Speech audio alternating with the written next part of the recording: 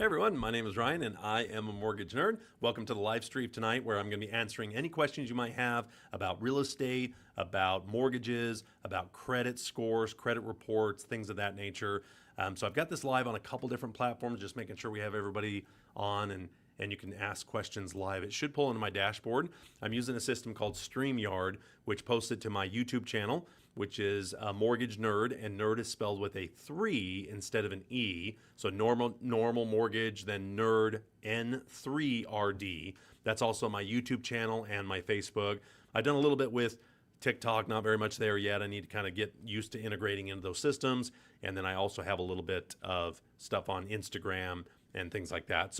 But the main places you can find the content I try to create is either YouTube or on Facebook. So you can ask a question. It should pull up on my dashboard here, making sure that all of this is going live. So give me just 1 second to make sure nothing's going wrong there. I do already have some questions that were submitted that we can start with. But if you'd like to submit a question, you can. Let me see if I have got this in here right. Okay, I think I've got it all right. Okay, so let's do the first question I got submitted. And this is, I don't think it has a name with it. I don't think I have to do any of the names. But this person says, I have a 580 credit score, and what are the best ways to improve my credit score before applying for a home loan? So this is a misnomer that you have to have perfect credit to get a home loan, but the higher the credit, the better the terms, interest rates, available programs might be a little bit different depending on the credit score. But you need to get to like a 620, 660 for a lot of programs to start to kick in. But once you start getting in the 680s, the 700s, that's when you're going to see even better scores or better programs. So one of the best ways to improve your credit is to check your balance to limit ratios. So this allows you to move your score probably more than anything else. So a lot of your credit, 35%, is based on your balance to limit ratio. What that means is how much you borrow against the credit card versus how much you can borrow against the credit card. So your limit versus your balance. Now, a lot of people will tell me, well, I use the card and pay it off, or I pay it down. The trick is the credit bureaus only see it once a month. So whatever's on your statement is typically what they've reported to the credit bureaus. So even if you pay it off the very second you get the statement, they've already reported to the credit bureaus, and it's typically only once a month. So the trick is to actually pay it before the statements come out, so that's what actually gets reported to the credit bureaus. So pay it a little bit early, or keep it under about 30% of its limit. So just for easy numbers, if you have a $1,000 credit limit, try to keep it under $300 so that way you're always under 30%. This is one of the best ways to boost your credit score, and it can be within even 30 days. But you got to realize the credit bureaus go on these 30-day cycles, and it's not always the same day. It can be the day you open the account, so it could be, say, the 5th of the month or the 15th of the month, or it could be based on their billing cycle, which could be the 1st, the 15th, the 25th. I mean, all of them are different. So that's why your credit score can fluctuate during the month, because they report at different days. And you can see your credit score change the most dramatically with how you use your credit cards. The other trick is you don't want the credit card balance to be absolutely zero. So you want something on the card, even 10 bucks, but under 30% of its limit, or try to pay it under that amount before the billing cycle. And you want to spread that out over all the revolving accounts. So a revolving account is a Visa, MasterCard, American Express, the normal credit cards, but they can also be overdraft, gas cards, like Old Navy or Boulevard Home Furnishing, or anything that's a revolving feature, meaning that you can use it, pay it off within your limits. All that gets wrapped into what's called revolving accounts. So it's one of the best ways to boost up your credit score. But I often tell people that we can do free reviews for your credit to see where you're at now and what personalized tips we can give you to help your score. Because a lot of people, they just kind of bury their head in the sand when it comes to credit. They have medical issues or just bad management or bad education, just don't know any better.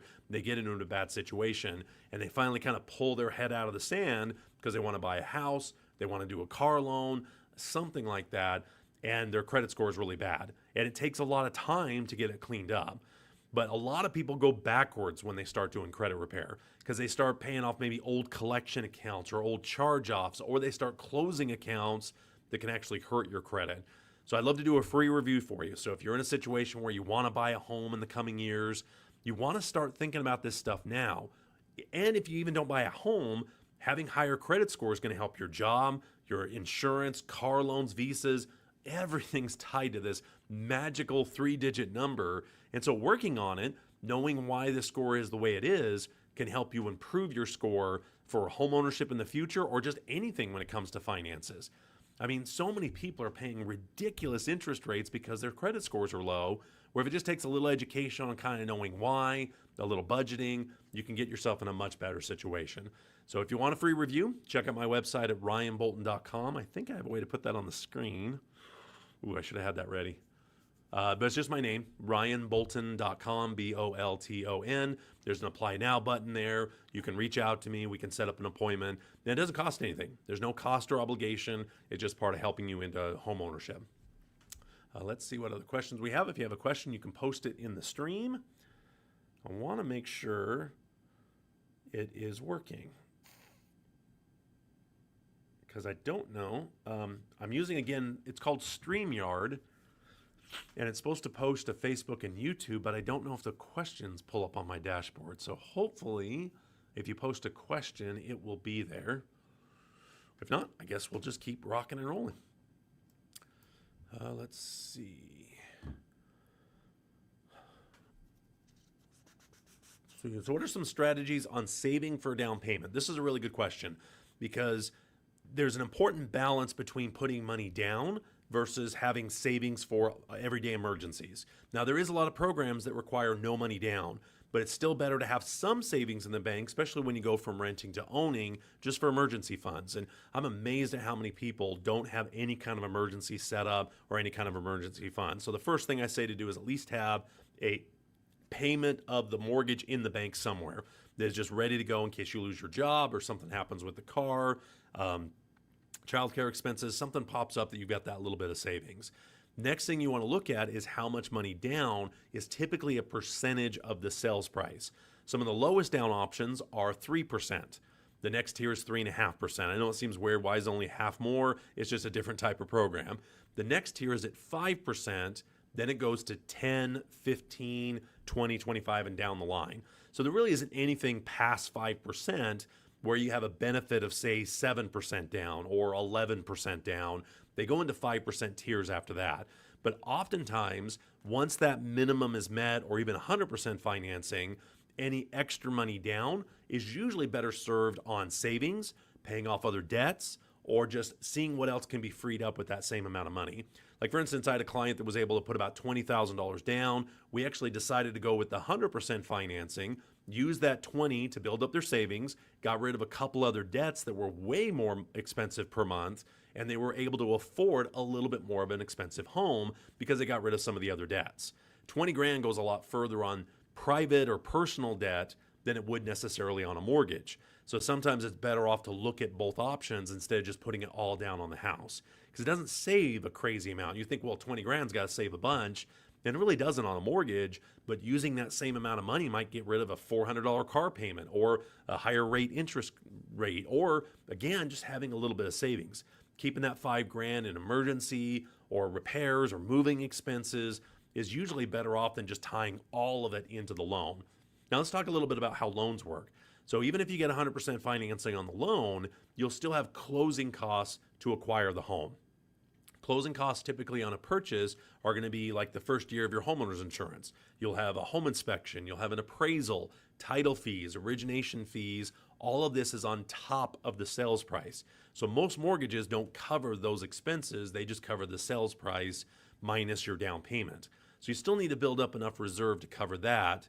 There are some ways to avoid that or reduce those fees, but that is on top of down payment or on top of the sales price. So you want to be aware of that. And that's part of my job, is to sit down with you, figure out what you have as far as savings, figure out what monies you have available, and what is the best use of those funds, what programs you qualify, that sort of thing. So it does look like we have a question that was submitted here through our YouTube channel, which is at Mortgage N3rd, and Nerd is again with a 3.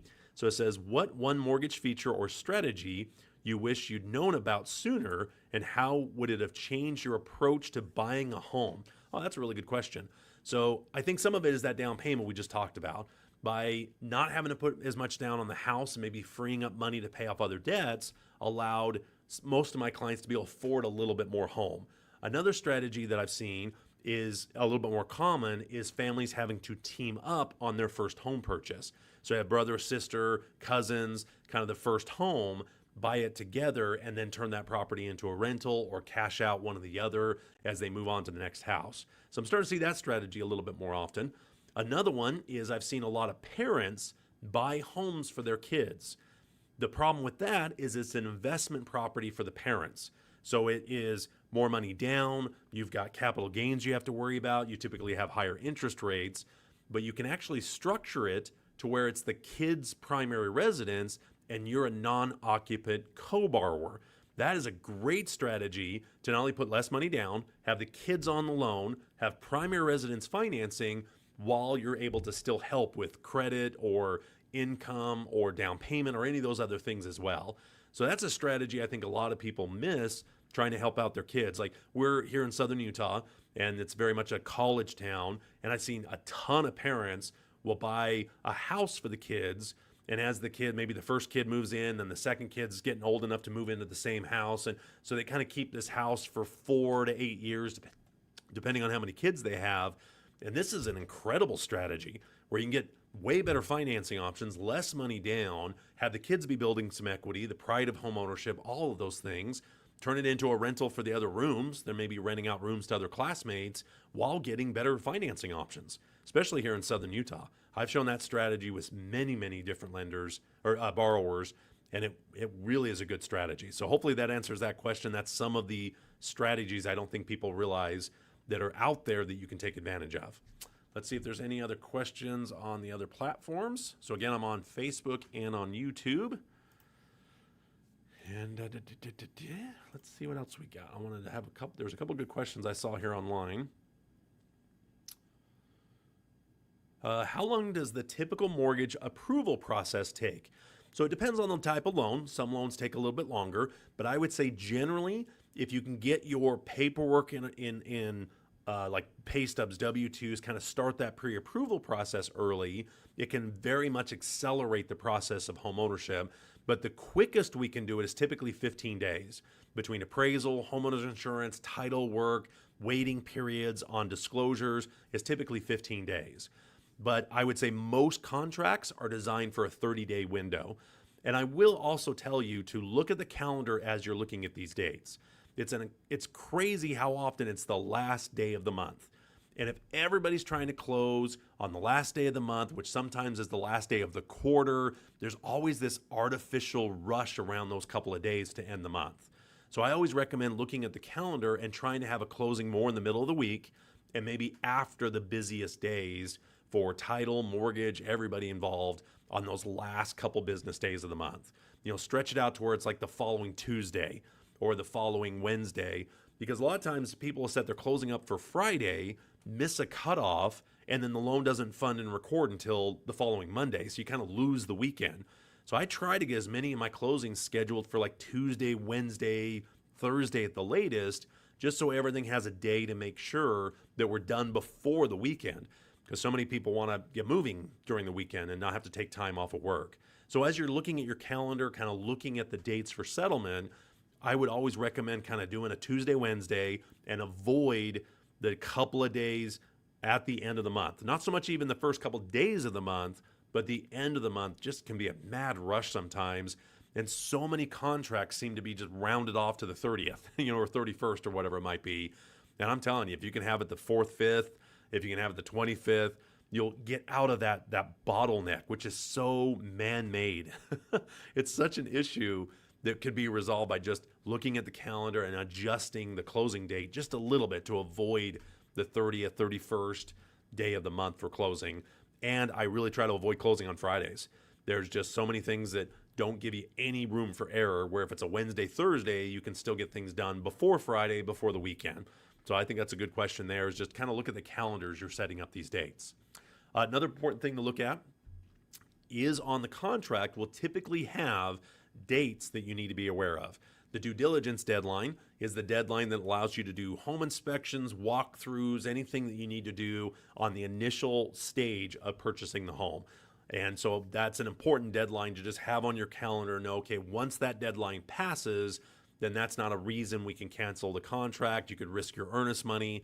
The next typical deadline is what's known as financing and appraisal deadline. Once you pass that one, there's usually no other deadlines where you can withdraw your offer or refund your earnest money. Now, fraud's detected, if some sort of problem in the contract is discovered, there is ways out. There's a lot of consumer protection for earnest money, but generally those are the two deadlines. As you're going through the process, you want to circle on a calendar, alert on your phone, maybe in a day or two before those deadlines, just to make sure you're not passing them and then having some sort of issue. So that really is part of the big reason that you see issues with like earnest money not being refunded. So just be aware of that as you're putting together the contract. Looks like we got another question here. If you could pick one mortgage myth or misconception you believe when you started the home buying process, what would it be, and how would busting that myth have made your journey smoother? Oh, that's an interesting one. I would say credit scores is one. People wait on credit scores where they think they have to have a perfect score when they don't. Some people think they have to wait till they have 5-20% down, these large down payments, and they wait themselves right out of the market. When I found that less money down actually can be a benefit, and that's part of being able to show clients what they can qualify for. So I'd say credit scores, down payments are probably two of the biggest misconceptions. And one other one I see every once in a while is once people see that they're pre-approved, they'll go out and get a car loan, or they'll get appliance packages, or they'll kind of preemptively buy things for this new house when we're not totally done yet. So that's one of the things that can hurt people is getting a car loan, or usually the most common thing is they'll get some sort of appliance package or furniture package. They'll go to a furniture store and get some sort of 90 days, 6-month, 12-month interest free. They'll apply for it, and all of a sudden now they have this new debt that we have to worry about. The other thing that's a misconception is where the down payment can come from when it comes to either business accounts or gift money or moving money around. When we do a mortgage loan, we require 60 days of evidence of where that money has been. So if we have two, say, bank statements, and all of a sudden 30 grand just shows up in the account, we then have to source and season where that money came from. That's part of almost every lending law, money laundering laws, all kinds of different banking regulations when it comes to using down payment for mortgage loans. Because unfortunately, real estate is a big way to traffic and launder money is through real estate. So there's a lot of protections that flow into our industry for the banking industry as well. So people will start kind of moving all this money around, or they'll do a home equity line of credit, or they'll take it out of their business account, kind of put it into these accounts. And that's fine. We just have to paper trail it. And if it does come from the business, it creates a whole nother layer of issues. So the best thing to do is start kind of creating one account, have the money in there, trying to get it to season for about 60 days or more. So then it's just in that like home buying account. That's one of the best ways to save headache. Because I think that's one of the hardest things sometimes to get from clients is full bank statements. Like transaction summaries usually don't work. If they start moving money all over the place, it just becomes this paper trail rabbit hole nightmare sometimes that can be so avoided on the front end. But sometimes it's within that 60 days and we can't avoid it, and we just have to go through those hoops. But there is a why behind all this stuff. There's a reason why we need some of this paperwork, and a lot of it just has to do with regulation and mortgage rules and things like that. So you can avoid some of that by just talking with me ahead of time, starting your pre-approval process early, so then we can know kind of what we need to watch out for and what we need to see. Another thing is just switching jobs or that type of thing. Obviously, that can be a big problem after you get a pre-approval. I've seen a lot of people, they get that pre-approval and think, oh, I'm good to go. So now I can do other things. And unfortunately, that causes some issues. Now, people lose their job. I have people lose job the day they close, which is awful. I've seen and done it all in 26 years of doing mortgages. But so we're always kind of, 80% of the time we don't have a problem. Then 10% there's a little bit of problem. Then there's this 3% that's just our total mess up everything for everybody else, that create all these guidelines that we have to follow because of what can be kind of the worst case scenario sometime. So that's just kind of how the mortgage world works. And part of my job is to hopefully walk you through the why and some of this paperwork to try to make it as easy as possible. But there's a lot of moving parts. Appraiser, title companies, homeowners insurance, warranty companies. I mean, there's a lot of pieces that have to move together, and people will bring their own kind of misconceptions and misunderstandings and think they're supposed to know how this works and just kind of sometimes foul it all up. That's part of my job. I'm on your team, on your side to help the process as smooth as possible. Looks like we do have another question here. Got a few coming in. If you have any questions, you can put it in the comment there. It should be either Facebook or YouTube. You can post a comment there and we can answer questions for you. If you could create a mortgage cheat code to instantly solve one pain point in the home buying process, whether it's paperwork, rates, or anything else, what would you or it fix? Oh, okay. So, boy, what's an interesting cheat code? First of all, talk to your loan officer first. Before you do anything, just talk with your loan officer. You're not going to say anything wrong. You're not going to do anything wrong unless you're actually actively trying to commit mortgage fraud. But most of you just don't know. If you make an assumption, it can just kind of blow things up. So I'm on your side. I'm on your team. Talk with me and let me know where we're at and what's going on. And it's like some people want to keep secrets because they either feel like they should know what they're doing or they feel like it's going to somehow hurt their approval. And part of my job is to clean it up enough to where the underwriter will accept it. And part of it is just knowing kind of what is the paperwork we're going to need, what doesn't help us, and just work with me. I'm not trying to make it harder on you. I'm not trying to give you extra conditions that just to make you go on some wild goose chase. There is always a why behind this stuff. So ask questions. Yeah, we use abbreviations like crazy. So ask what that abbreviation means or why do we need this so I can help you and you can help the whole situation by not making assumptions. But one of the cheat codes I would say is getting the bank statements is probably one of the trickiest parts because people will pull up the app on their phone. They'll just take like a screenshot and that's it. And they'll send that in, but it usually doesn't have your name, the account number, doesn't have the bank, doesn't have all the stuff we need to even prove it's your account. So that would be the interesting cheat code, I would say, is just having the paperwork ready to go and understanding kind of how it is to get it. Now, some people are really tech savvy and then get statements and I get them instantly. So much of the mortgage industry is starting to go to fully digital. It's going into these authorized systems where you can put in your banking information and you can authorize to pull that. But not everybody's quite comfortable with that yet. We're definitely moving in that direction. And that's where you run into the problems. You've got some people that hate the banking industry, hate all the security, don't want to look at bank statements, and others are just like, yeah, sure, I can get you my pay stub, my W-2, and my bank statements right here on my app, right here on my phone. So it is a balancing act of helping people with this process.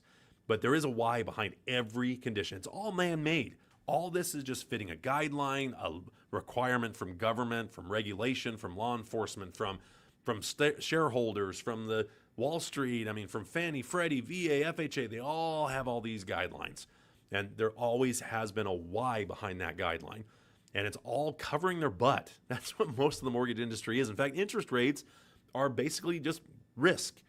Like the higher the risk of foreclosure, the higher the risk you won't make the payment, the higher the interest rate, just like any other insurance type thing. So most of it is risk assessment.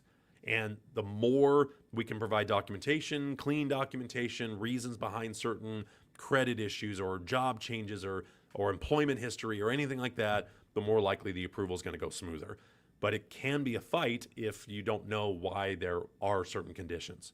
So good questions. Let me see if I can find. I had a couple more that were sitting here. Let's see. What are current trends in the real estate world that buyers should be aware of? So a lot of this is crystal ball. Like, where is the market going to head?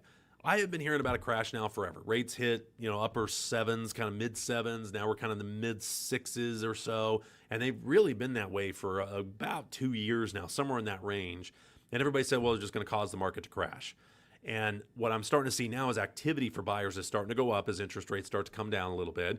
And home sellers aren't adding to the market because they can't replace their current home. All the people that bought over the last 10 years or so, even before the last maybe 4 years, have either a balance or an interest rate they can't replace. So they're not going to sell their house.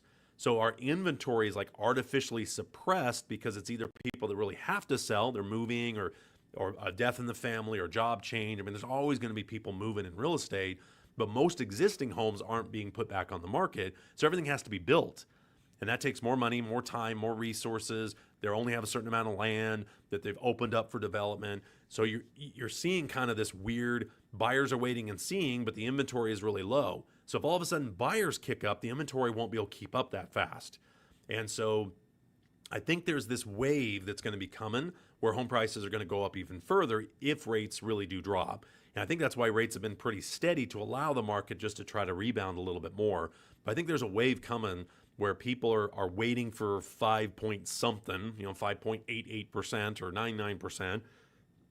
And the problem is the house is going to go up by 20 grand or 30 grand. And if it does, that lower rate doesn't save you any money. So there's a saying in our industry that it's you date the rate, you marry the house. So the long-term thing is the house. Find the house that works in your budget today, that fits your needs as best as you can today. You can always get a better interest rate if rates get better. But if rates do get better and you buy it, say 6.5 and they drop to 6, it's not going to be a huge difference in your payment, but the home price could go up enough to where that 0.5 point in savings and interest rate you won't make up for because the home price shot up, especially in the lower price range. So maybe the upper end, you could wait a little bit longer because there's a little less competition in that. But anything in the 500,000 or less, I know that sounds weird that that's affordable, but anything under 500, under the median home price, there's way more buyers waiting in the wings to buy those homes if rates dip just a little bit. So I don't think you want to wait until the number hits and then try to go out and buy a house. There'll be 5 other people, 10 other people in that same home. What's going to happen?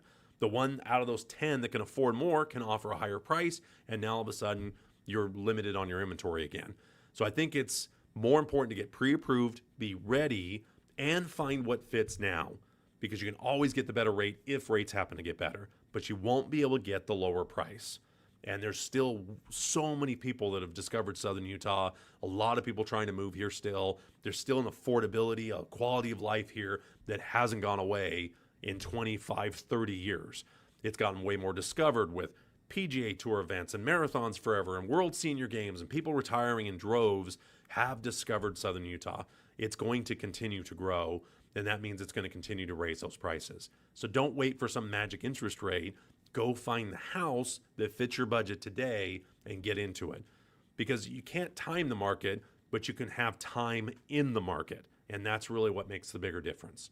You're going to have a housing expense either way. Why wait a year paying $2 grand a month or whatever it is when you can be in a house much, much sooner? So I'd love to show you your options. Go to ryanbolton.com. We can do pre-approval, find out what you qualify for today, get all your ducks in a row so you can be quick on that offer when a house pops up, or you'll be ready before anybody else.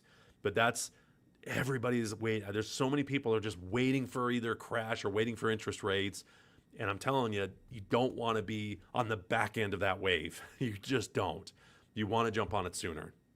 And I've also seen a lot of people where they've teamed up with a cousin and, just starting out, maybe brother and sister have to team up on the first home, or cousins or friends or roommates. Okay, sure. If that's what it takes to get in that first home and get that buyer powering up, get that appreciation going, hold on to it for a couple of years, then sell it, that is still far better than just renting for the next couple of years. So I know it's hard. I know affordability is hard. I know those are all the issues we're all dealing with in housing. But if you can get in, get in. Just get in. All right, let's see what else we got. Let's off the soapbox for a second. Let's see. With everything going on in the mortgage industry, what type of clients are what type of clients are you most working with right now? Well, I mean, I've been doing this so long that I've been helping in real estate investors, fix and flip guys, private money lending. I've done a lot of that. There hasn't been as much refinancing just yet, because either most of the people, I thought I saw something that was like 85% of mortgages are under 5%. So that most people aren't refinancing. We are seeing home equity lines of credit because there's a lot of equity out there. So instead of refinancing the first, they just add like a line of credit to either remodel the home or make it more what they need if they plan on keeping it longer than they thought. So I'm seeing a lot of that. So there's definitely more HELOCs, home equity lines of credit, home equity conversions, that type of stuff is still out there. And then buying is all over the spectrum, from first-time home buyers to people moving into the area to real estate investors. There's always going to be action going on in the mortgage world. I've done this for so long that I've helped everybody. I often tell people I sell money for a living. That's really what I do. I sell money for real estate. So if you have any need, I want to help you with those needs. So I'd love an opportunity to work with you. Go to ryanbolton.com. We can start the pre-approval process, show you all kinds of programs that we offer between real estate investors and less money down and private money and Fannie, Freddie, FHA, VA, USDA, all the abbreviations. We got all of that. I've done all of them, and I'd love to help you with a home loan. So, and I do business in Utah, Nevada. So I do business. I had a closing in Bountiful, Utah. I do most of my business in southern Utah. I had 2 in Kanab last week, and then had a bunch here in St. George. So it's just all over the state as well. But I'm also licensed in Nevada. I don't do quite as much in Nevada. We had property up in kind of the Reno, Tahoe area, so I had some contacts up there, but don't do a crazy amount up there. And then Vegas and Mesquite, I still do business down there as well. But most of my focus has been in Utah, mostly southern Utah. All right, what's other? Sorry, I got my nose itching. Let's see what other questions we have. I've got a couple different services here that I'm pulling up. And so if you have any questions, you can post it in the chat. Love to answer any questions you have. It should be on Facebook and YouTube. Hopefully it's on both platforms. I'm using a system called StreamYard, so I'm still getting used to how it works, but I'd love to answer any questions, so you can post that on the chat. We're doing mortgage, real estate, or credit scores, credit questions, stuff like that tonight. And I'll probably be on for another 30 minutes or so. So just any questions you have, you can post in the chat. Let's see. Oh, here's an interesting one. At what age do banks stop giving mortgages? There isn't one. So there is a protection. We cannot discriminate. So you could be 102 and you still get a 30-year fixed mortgage. So there's nothing that actually says that banks won't do a mortgage loan for at a certain age they'll stop lending. Now, you have to be old enough to sign the contract, so you do have to be 18. There's a couple states I think you have to be a little bit older. But Utah and Nevada, you have to be at least 18 of legal age to sign the contract. But after that, there is no age criteria where we say, nope, we don't loan to 90-plus-year-olds. It actually doesn't work that way. There is a certain mortgage program called reverse mortgages, also known as HECM, which is HECM, which is a equity conversion mortgage. That is where you have to be 62 or older to get that specific loan. But again, you can be as old as you want. There's no restriction on how old. As far as the top end, there's just a bottom end number that can be used, 18 and then 62. So reverse mortgages as well. You just have to have one of the clients, so either the husband or the wife, be at least 62 years old. But the older you are, the better the rates and terms can be, the more they'll loan, that type of thing. And with reverse mortgages, you don't have to have the property free and clear. You can use it for a purchase. You can use it for a refinance. So it works very similar as any other mortgage, just you don't make payments. That's why they call it a reverse mortgage. Instead of making payments, your equity is making payments. So your balance slowly creeps up. But they only loan, like less than 50%, depending on your age. So it's not like they're loaning a high percentage of the balance of the home. So reverse mortgages are a whole other sector of lending. Let's see if we got, I got somebody on here saying, can you do horse property? So horse property can be a little bit unique. If there's a lot of acreage, then it becomes tricky to assess the home versus the land as the predominant value. There's some zoning issues you have to check out, but the short answer is yes, you can do home financing with horse property depending on what other structures are on the building, the assessment. So that answer is kind of, it depends. It depends on the property itself. If it's just raw land, the loans are a little bit more restrictive. So if it's just got like a barn or just pasture or just 10 acres, there is different loans that qualify. But if it's a house and a barn or a turnouts or pasture or whatever it is, it really does more tied to the type of property, the comps, the appraisal, qualifications, that type of stuff are going to be a little bit different. But it doesn't restrict it. It's not like there's not a program for it. There's just more limited when you get more unique with the property. So that's kind of how horse property typically falls into. What I see a lot of times is people will have more value in the land than the home, and so it's not really a home loan at that point. It's more of a land loan, even if it has a home on it. So ways we've gotten around that is to see if we can subdivide or parcel just the house with maybe a couple acres, and then the rest of the land as a separate loan. That usually gets you better rates and terms if you're dealing with a lot of acreage, and if the county or city or state will allow you to kind of subdivide or parcel out some of that land. So I can help with that or direct you to somebody that can help if you are looking for something that has either horse property, acreage, or like cabins, or just stuff that's a little more unique. The more unique it is, the higher the risk that it's harder to foreclose, which means less lenders are going to say yes. Because like I said, with interest rates, it's all kind of based on risk assessment. And some just don't do that type of lending because they don't want that type of risk, or they don't have that type of portfolio or the funds they have access to. So the more it can be cookie cutter Fannie Freddie loans, the better the rates and terms are going to be. The more it has to get outside of those guidelines, you have to have more lenders that are comfortable with that type of lending. All right, how else are we doing on time here? We're doing good there. Any questions you can post in the stream. And I think, looks like I am getting streams from both YouTube and Facebook, so cool. This is working.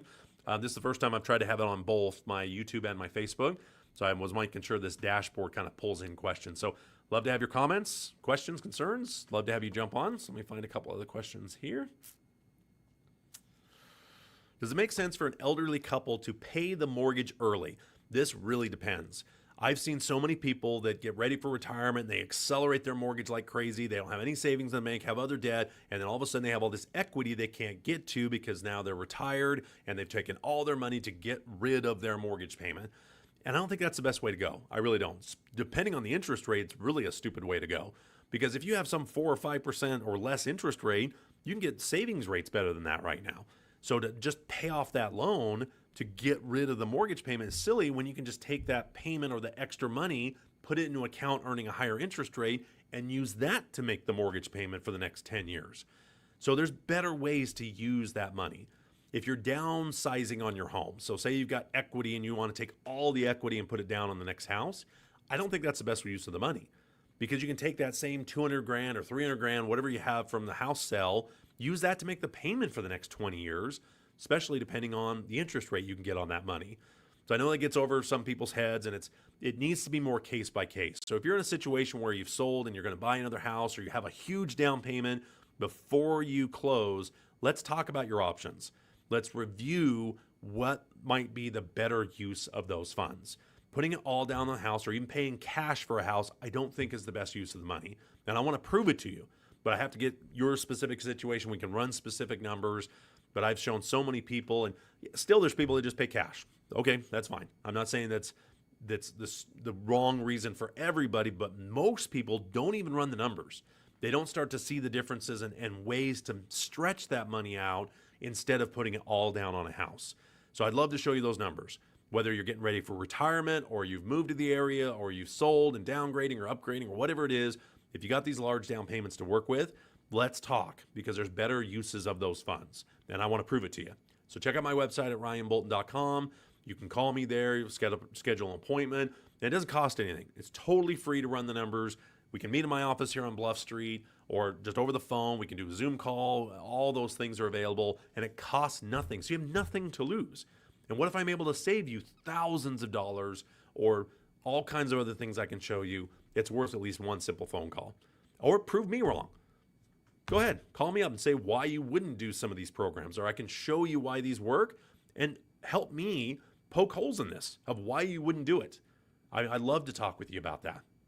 So go to ryanbolton.com, give me a call, and prove me wrong. All right, what else we got? Let's see if there's any questions that have come into the stream. You can post questions that should pop up here, and I can answer any questions about real estate, mortgage, credit scores, all that fun stuff. So let's see. I'm just on Quora here. I even had chat pull up a couple of questions. Let's see if there's any good ones here. What are the benefits and risks of refinancing a mortgage? So the biggest benefit and risk, it's kind of the same thing, is obviously you got to be saving on the interest rate, or you've got to be pulling out enough cash to either improve the home, pay off other debts, and kind of free up that money to then accelerate your mortgage, or just have less debt and just have the mortgage loan. So refinancings have been a little bit slow because interest rates have been so much higher. But the one thing you want to calculate is how much is it costing versus the savings to see where the break-even point is. If it's more than a year, it gets a little bit trickier. If it's more than 3 years, that's when it usually doesn't make much sense. So that's where you hear the idea that you got to save at least 1% on the mortgage. Now that's changed a little bit as home values and refinancing has gone up as far as the cost. So it's back when it was 1%, it was like average loan was like $150,000, $200,000. Well, now it's like $500,000, $600,000. So you don't really have to save a full point as much as before, but it still is, okay, where's that break-even point? Where is the point where you break even with the actual savings? That's the number I always look at. Because if you don't plan on keeping the home for more than 3 or 5 years and it costs you that much to recoup, it's not really worth doing the refi. So that's an important number to look at. I got another question here. Why is it getting difficult to get approved for a refinance with A lenders? So I don't know if it's getting any more difficult. I haven't really run across that other than the benefits just aren't quite there. So I guess that's part of the difficulty, is the sense that it has to save you enough money to even justify it. There is a lot of regulations. Ever since '08, there's been a lot more tightening up. Credit markets are tighter. There is that type of thing, but it isn't necessarily harder. A-paper loans are just naturally harder to get because they're offering the lower interest rates. There is more hits than there used to be for cash out refis. They have a higher rate than purchase market because so many people during the lower rates were just cashing out all this equity and raising prices like crazy. So they started kind of creating these caps on cash out refis, but it doesn't make it harder to get, just hurts the benefit of doing the loan. So, but A-paper is just harder because they're offering better interest rates. They're going to make you jump through more hoops because the investors that those loans are being pooled together with are also requiring those higher scores, more bank statements, 2-year job histories, and those types of things. So if you don't quite fit, then you have to make up for the shortfall by strengthening the other categories, which just means more paperwork. A lot of it just is paperwork. And there's always a why behind these conditions that is all man-made, and there's always kind of a reason behind it. And usually it's about strengthening the file wherever there's a weakness. But A-paper is A-paper for a reason. It's harder to get, but it's better interest rates. So the ones with the gold make the rules. Great question. All right, let's see what else we got here. Let's see. Making sure I didn't get any kind of text message that alerted me on anything. So let's see what else we got. How does credit utilization impact your credit score? That's one of the biggest things that affects your credit score. And that's why you'll see your credit score kind of fluctuate through the month based on your credit card usage. It's also one of the best ways to improve your credit score is how you're utilizing revolving credit. Now, installment loans, mortgages, car loans, things like that aren't going to have the same impact as revolving accounts like credit cards, MasterCard, Visa, overdraft, there's gas cards, there's furniture store and Old Navy. I mean, everywhere you go. I can't wait till I get to a sandwich shop and they offer me some sort of credit card like Home Depot or something. I mean, it's just all over the place. Maybe that's the way we can cover our tips that everybody's asking for. That's a whole nother soapbox. But the more that the utilization of revolving accounts usually factors about 35% of your credit score. So it's really important to monitor your revolving accounts and to not go over about 30% of its limit if you can. Now, I've had people tell me all the time that I use my credit card, pay it off, use it, pay it off. Well, the credit bureaus only see it once a month, whenever it's on your billing cycle typically, which can either be this fixed period every month, the 15th, 20th, 25th, or the day you open the account, depending on the lender. So the billing cycle is what's on your statement. So if it's maxed out, but you pay it off that very second you get the statement, it doesn't update till the next month. And if you slowly used it on travel or business or just using it through the month to get all the points and rewards and then just pay it off again every month, it's going to look like to the credit bureaus and anybody that pulls your credit, it's always maxed out, even if you pay it off every single month. So the trick is to pay it off before the billing cycle, or just in your head say, okay, it really isn't a $1,000 limit, it's a $300 limit, and just try to keep it under that amount. You'll see the biggest jump to your score out of anything else you can do besides history and resolving any kind of negative accounts.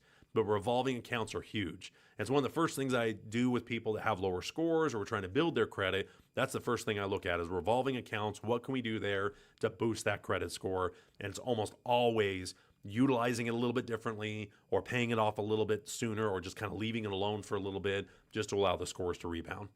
So hope that helps with credit scores. And if you want a free review, I'd love to show you why your score is the way it is, how to boost it, what things to go after to actually fix your score. Because I cannot tell you how many times people say, oh, I've been working on my credit for 5 months and my scores go down. Oh, my light went off. I wonder if it just got too hot. Let's see. Oh, man, my light went off. Lighting's okay? Okay. I don't know why it would go off. Maybe it just died. Or it got too hot. I don't know. Anyway, so the utilization or what they'll do is on the negative credit, they'll start paying things off that are old collections and their score actually goes down. Or they'll accelerate the payment on one credit card and pay it off and close it, and then their score goes down.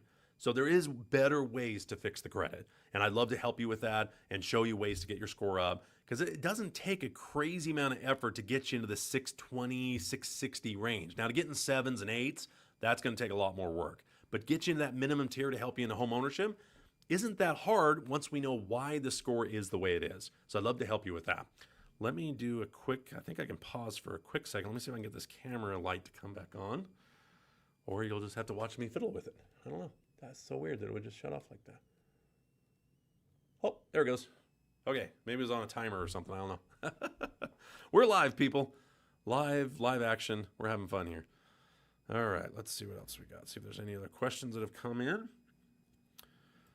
Here's another one. When will the condo market rebound? Great question. Condos are kind of their own like little economies, because you've got the same unit or very similar units. And if you all of a sudden have 4 or 5 people that all sell at once, and it kind of drives down the market of that, that is definitely its own little economy in many ways. And there's been a big push for condos because of the affordability factors, things like that.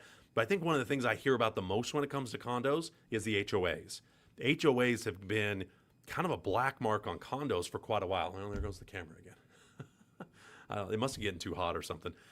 So I think some of the issue I hear the most with condos is either occupancy issues because investors try to buy them up, HOA issues because reserve requirements have gone up all over the country to where now they have to raise their HOA costs that were $100 to $200 in this type of thing. So what you're starting to see HOAs do is they're charging these reinvestment fees. When people move out, they're getting charged money to kind of build back up their reserves.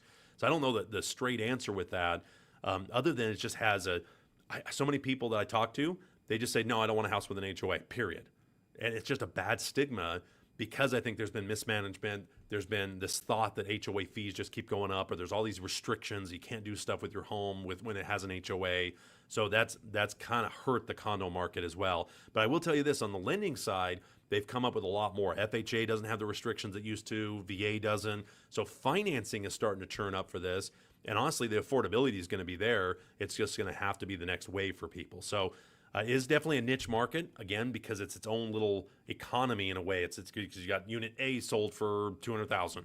So that means everything that was that size or square footage is going to be that price. And so it does have its own little micro economy, especially when people try to sell. But I think until there's kind of a fix on the stigma of HOAs, I think it's going to hurt the condo market. But honestly, it's still a better option than most in that price range.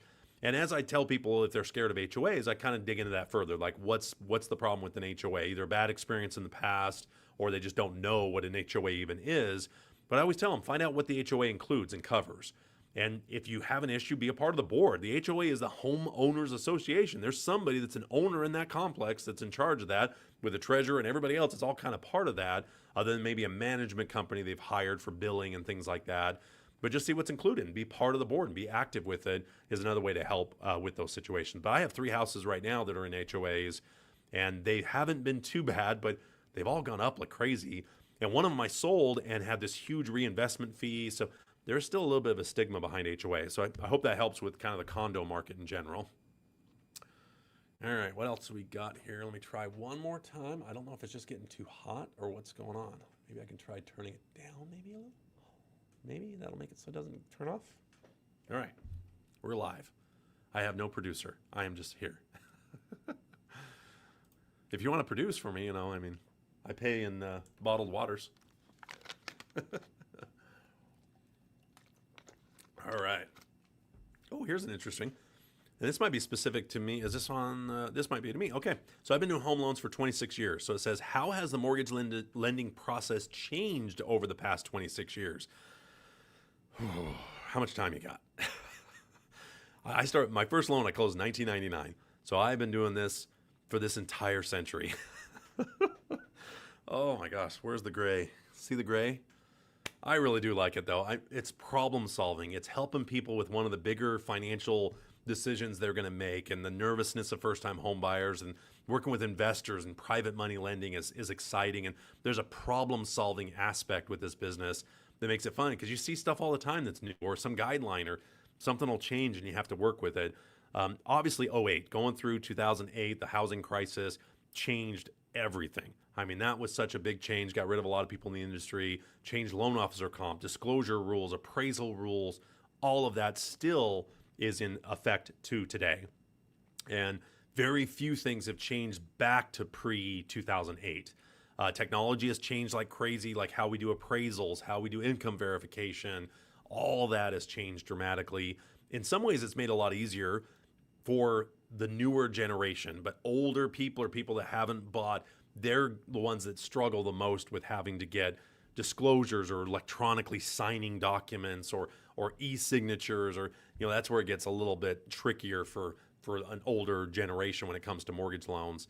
But that's probably the biggest change, is just technology, how we sign. Like, we're starting to see e-closings a lot more often as well, where we're only having to sign now the things that need to be notarized, and they're even going to start looking at digital notarization and all that type of stuff is right around the corner, or e-signature at the title company, and that's it. So those are the things that are coming down the pike. You also have automated appraisals, and technology is hitting every industry, and that's the next one that's probably big in our industry, is these automated values and stuff like that are starting to increase a little bit. And verifications have changed a ton. Like, how long ago? It's been probably, they've been around maybe 10 years, but I would say in the last 5 years, stuff like the work number, ADP, work, some of these things that streamline the payroll process now have also streamlined the verification process, where mortgage lenders can now get approved with authorization from the client and be able to pull pay stubs, W-2s, things like that, to just automate that part of the system. But I have a huge part of the mortgage lending world of borrowers that don't want that type of stuff, are very security prone, or don't want that stuff. So there's a weird blend of people that say, yeah, here's all my information digitally. No, this is here. I'll swing by and drop off my pay stubs and my W-2s and things like that. So security things have changed a lot, and type of loans have changed a little bit, and then just technology, all the ways we can access the stuff is great. I do have a question here. What is a reinvestment fee? Oh, that's part of the HOA. So what HOAs are doing, because reserve requirements have gone up, instead of charging everybody $40 more or $50 more a month, when you sell your home in an HOA, HOAs are now charging these reinvestment fees to either the new buyer or the seller. And I've seen it like 0.5% of the sales price. And what that's doing is it's going into the HOA's coffers to either build back their reserves or restrict having to charge more to all the residents. It's starting to be more often. There used to be transfer fees were happening more often, and they were maybe $100, $300, maybe $500, which still was like, ugh, just to transfer ownership inside the HOA. But more and more have had to do these reinvestment fees, because states all over the country, and even here in Utah, have increased the requirement for HOA to have more reserves. Because during this whole pandemic, the margins were so tight and things would go up, or a pool would break, or something would break that was maintained by the HOA, a fountain or something would break, and the cost of that was so high that they have to kind of build back their reserves. And a lot of states came in and said, no, you got to have that reserve ready. And then they increased how much the reserve has to be. So all the HOAs said, well, then that means we have to raise the cost of the HOA across the board. So some got clever, I guess, in a way, to have these big reinvestment fees, is what they're calling them. Not every HOA does it, but as you're looking to buy or sell your home in an HOA, you do want to check with the management company or with the HOA, whoever does that, and see what those transfer fees or reinvestment fees are, because they're sweeping HOAs, condos, townhomes. HOAs they're becoming a lot more common to build up reserves instead of raising the monthly fee. Because I think they look at it this way: if somebody's buying and selling, they're out of the community anyway, so it's the perfect time to just get that lump sum to kind of get a bunch of reinvestment into the HOA without having to raise the cost. So hopefully it'll go away. But I'm telling you, when this stuff comes around, it doesn't seem to go away. It's like a tax or a fee at the county or the city. As soon as they get used to paying, everybody's like, that's just how business is. It doesn't go away. It just doesn't. Maybe it'll be reduced. I hope it gets reduced. I saw one that was like $6,000 for a reinvestment fee. I'm like, man, if you get that times 15 homes or 10 homes or whatever, that's a big reinvestment to pay for whatever needs to be either brought back up with reserve, or some repair, or roads, or pools, or whatever the fee is going towards. So hopefully that answers that question. That's very common right now with HOAs, unfortunately. There's been a transfer fee for a while, but reinvestment's a little bit more new. All right, let's see what else we got. We've got a few more minutes here. You can post anything on the chat. It should be either Facebook or YouTube. And you can go to my website at ryanbolton.com if you're looking to get pre-approved for a home loan to purchase, refinance, home equity line of credit. If you're an investor or somebody that's looking for private money for fix and flip, or you've got a death in the family and you got to pay off some kids to be able to renovate the home. I mean, anything you can think of with real estate, I can help you with. So I'd love a chance to earn your business. Go to ryanbolton.com and we can schedule a call. You can download my mobile app. There's great mortgage calculators on there, all kinds of fun stuff. ryanbolton.com. Love to earn your business. Let's see what else we got. Let me go to Quora, is where they had a couple of good ones. Let me just refresh here and see if there's any good ones. Is a reverse mortgage a good idea if the house is paid for? Possibly. It depends on where the money's going. It depends on the fees, depends on the age. So that I would say generally it can be. It really depends on the situation of the person that can qualify for the reverse mortgage. But you don't. The question I get more often is, does the house have to be free and clear to do a reverse mortgage? And no. So a reverse mortgage can pay off any loans against the property. So it doesn't have to be free and clear to do a reverse mortgage. But I will tell you, the reverse mortgage is more expensive, but it never has a payment and you can never default on it. So it just depends on the situation. Sometimes just a home equity line of credit is a better option. They can just use it if they need to versus having it as a reverse mortgage. Best part of my job is to just sit down with the client and say, okay, here's your options A, B, and C, and what is the best option for you? I am sorry. I don't know why that light keeps going out. I don't think it must be just overheating or something. I don't know. But hey.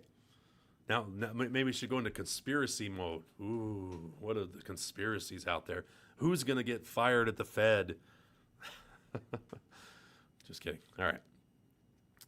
This looks kind of conspiratorial because it just has a different light because my backlight here to get my... Anyway, lighting and audio, I'm getting better with doing like YouTube and doing this kind of stuff, getting better audio, getting a little better visual. I'm still getting better at this, but I'm just a mortgage guy, man.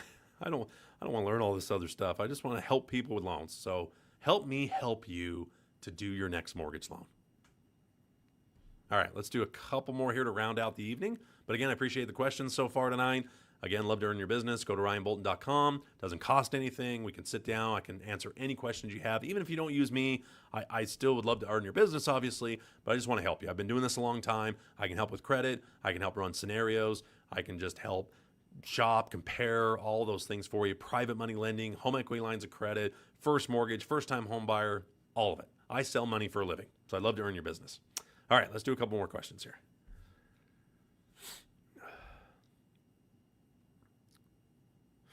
Am I considered a homeowner if I'm still paying off my house?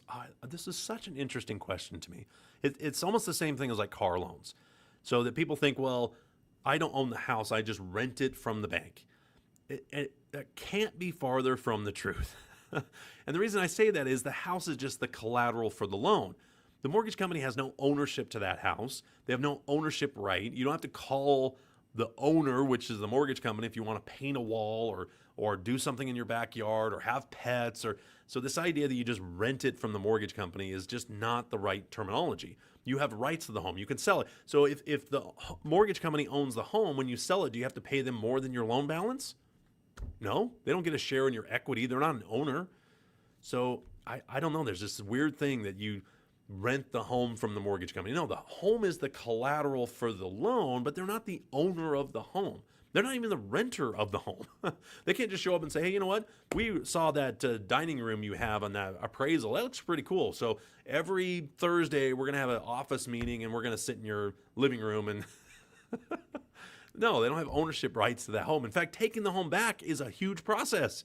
So it's like, okay, you missed your payment. It's not like you can just show up and say, okay, get out. It's ours now.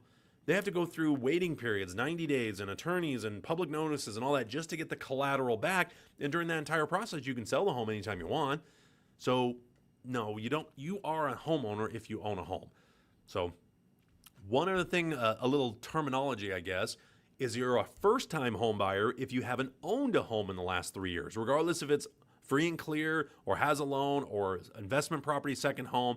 If you haven't owned a home in the last 3 years, you're now a first-time home buyer again. Even if you've owned 30 homes in your lifetime, but haven't owned for the last 3 years for whatever reason, maybe bankruptcy, divorce, moving to a new area, whatever it is, As soon as you get past that 3-year mark, you're back to a first-time home buyer. So you can have access to those programs again if it has any benefit.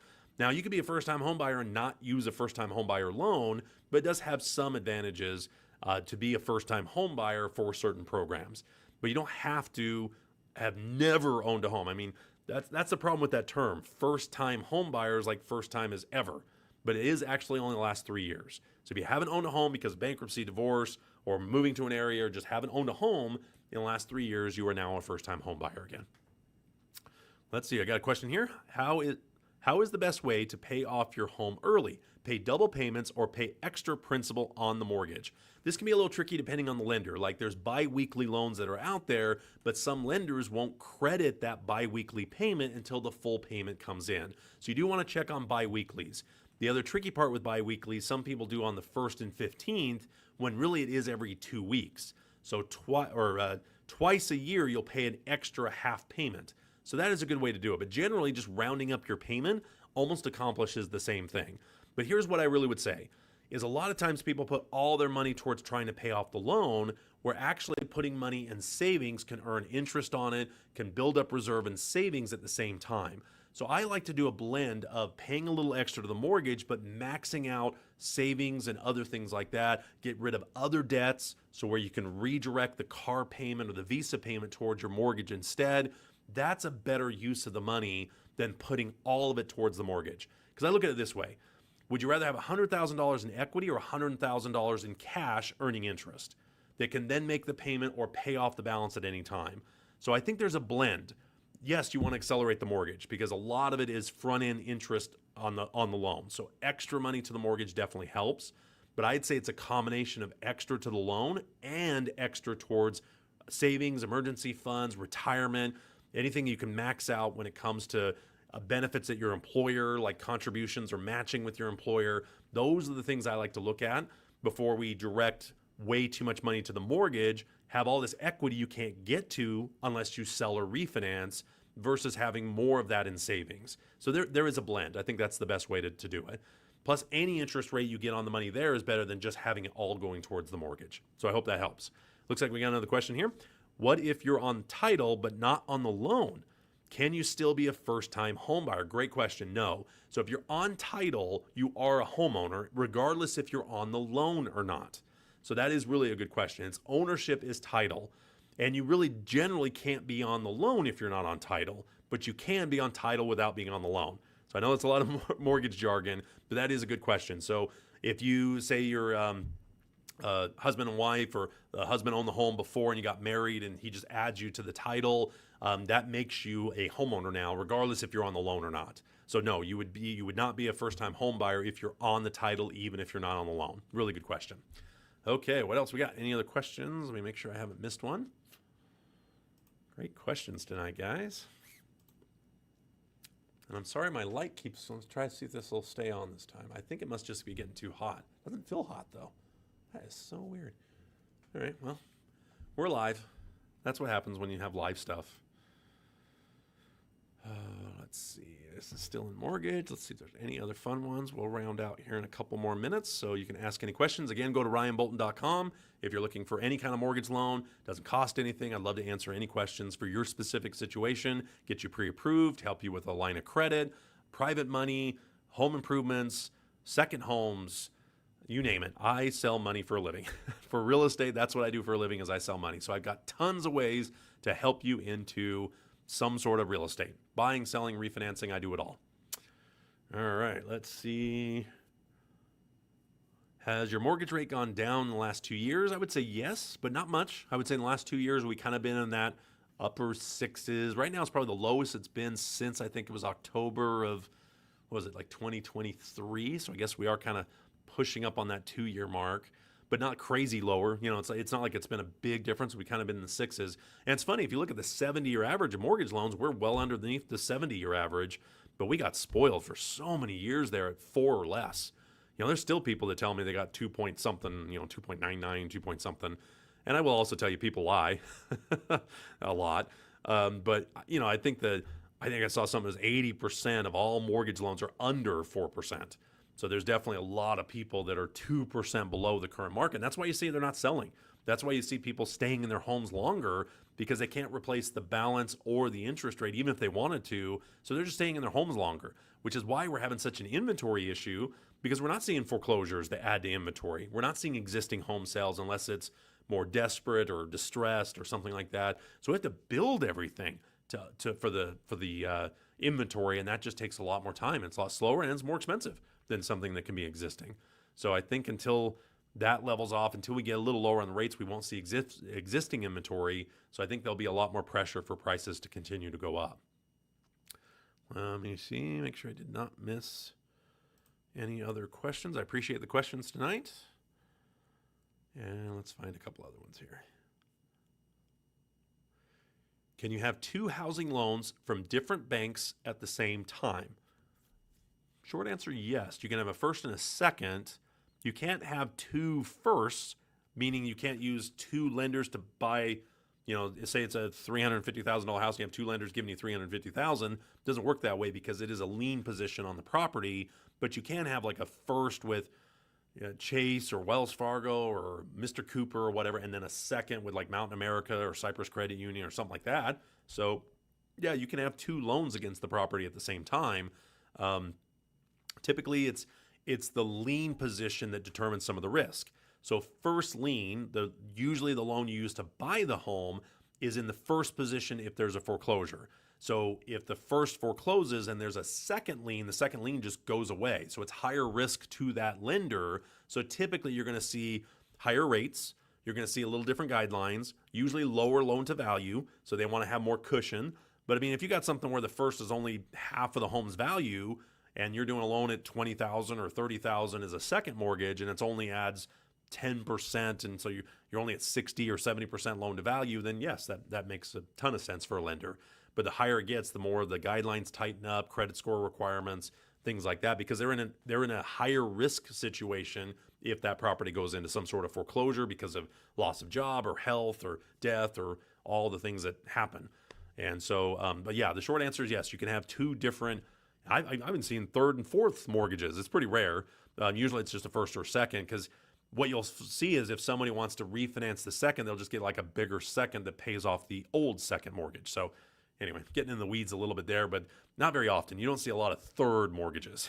You usually see a lot of first and refinanced second mortgages if somebody needs more cash or whatever they're trying to do.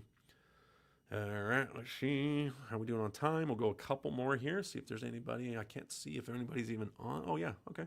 We got people on. Hello. Put your name in the chat. Why not? Say hello. Well, hello, Tiffany. How are you?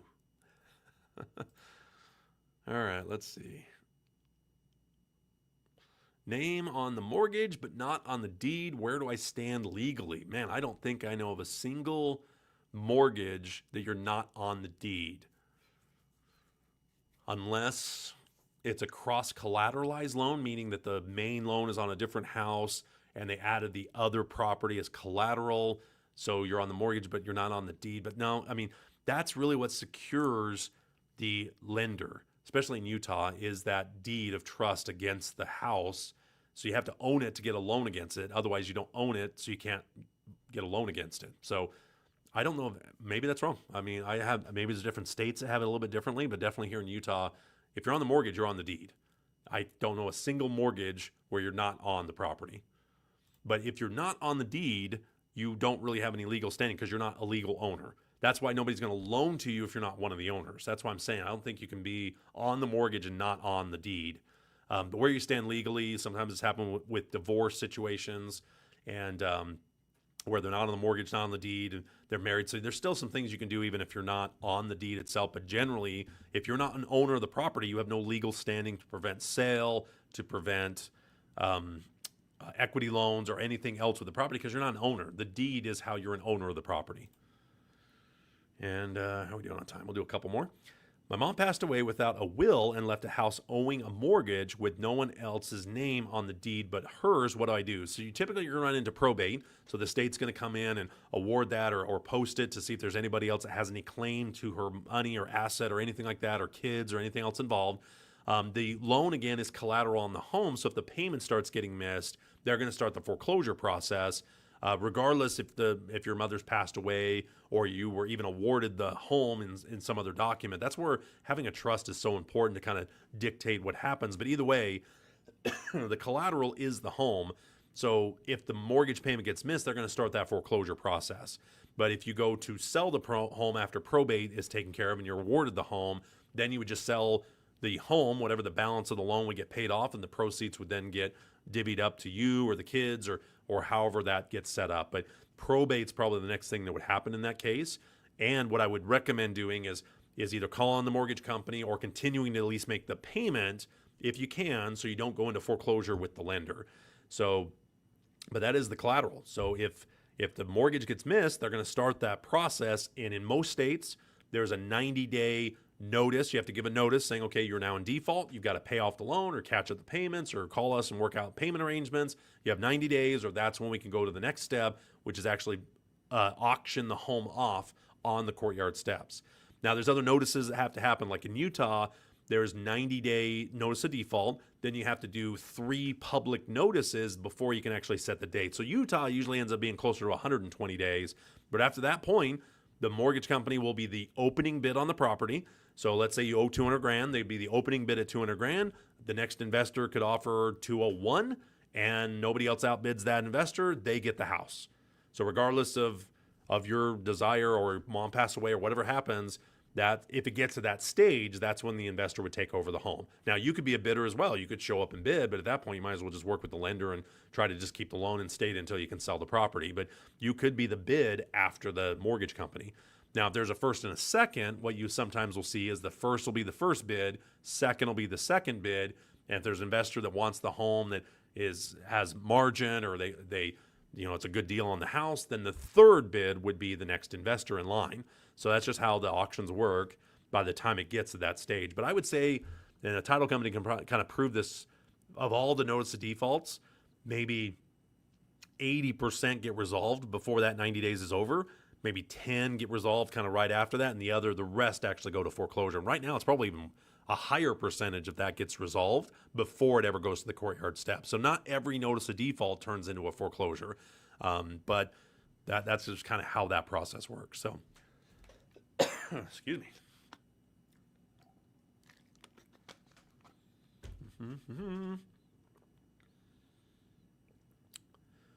Why home loan? Great grammar.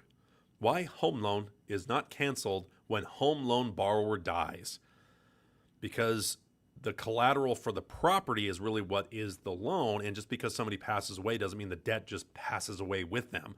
There's still a debt that's obligated on that particular property, with that person being the one that is signed on the loan. So if every home loan was canceled when somebody passed away, rates and terms, loan to value, down payments, all that would go way up. I mean, they just have to offset just forgiving all the loans after somebody passes away. But you remember, these are hundreds of thousands of dollars for 30-year fixed. I mean, that's why these loans exist, because they know the collateral is going to be there. You can't pick up and move it. You can't die and have it go away. But that's where life insurance is. That's where have payment plans or life insurance plans or something to be able to maintain the payment, or get a trust. I really can't stress this enough. Easy Estate Planning is another good company. I can refer you to a couple. Call my office. I can get you a really good estate planner. It's not crazy expensive too. It's less than $1,000 in almost every situation. It's even down in the 700s depending on your situation. Now, if you got a bunch of properties, businesses, it gets more complicated, of course. But everybody should get a trust if they have real estate, because you can direct what happens in these cases. But a home loan doesn't just get canceled if the home loan borrower dies. That's just not the way mortgages work because of the type of loan that they're trying to do. Okay, let's see. I'm just having too much fun. We're going to stay on a little bit longer. Well, I've gone over an hour. I always try to keep these about an hour, but we had some good interaction. So who wants the last question? Let's see if there's anybody who'll do a last question here. We'll find one more really good one.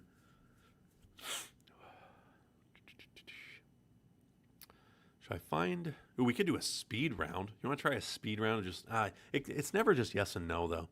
I've tried that before on my other streams, and it never exactly yes or no.